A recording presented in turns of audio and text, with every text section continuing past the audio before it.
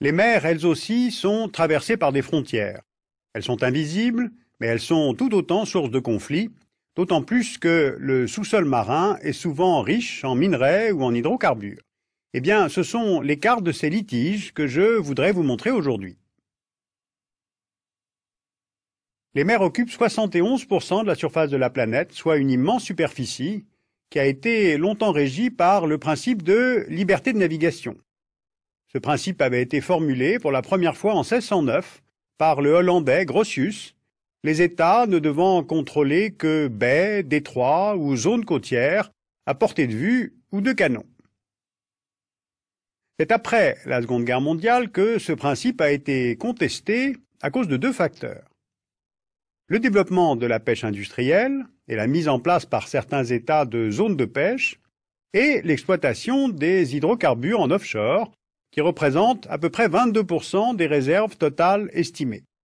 D'où le besoin de formuler un droit sur la mer. La Convention sur le droit de la mer a été signée en 1982 à Montego Bay et elle permet aux États d'exercer leur souveraineté sur les mers et sur les océans. Alors comment fonctionne cette convention? Sur cette coupe, vous voyez la côte d'un État. C'est la limite des eaux lors des marées les plus basses qui sert de ligne de base pour les délimitations maritimes.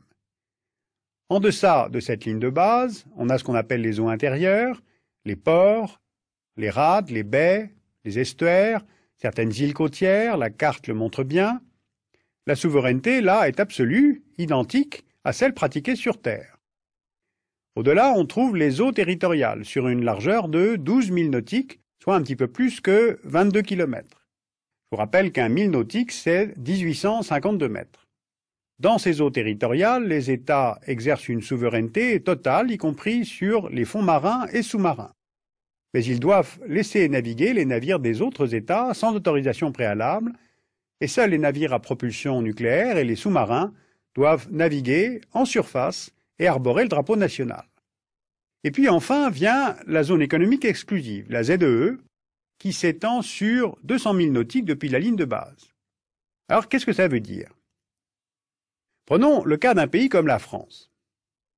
Il y a une France métropolitaine, au large de laquelle s'est mise en place la ZEE, mais il y a surtout les départements et territoires d'outre-mer, qui font que la France dispose d'une des plus grandes ZEE au monde, 11 millions de kilomètres carrés de zone économique exclusive, soit un petit peu moins que les États-Unis, mais nettement plus que l'Australie. Dans la ZEE, les États ne sont pas souverains, mais ils peuvent explorer, exploiter, protéger toutes les ressources qui se trouvent dans les eaux, les fonds marins et sous-marins. Poissons, végétaux, et bien sûr pétrole et gaz.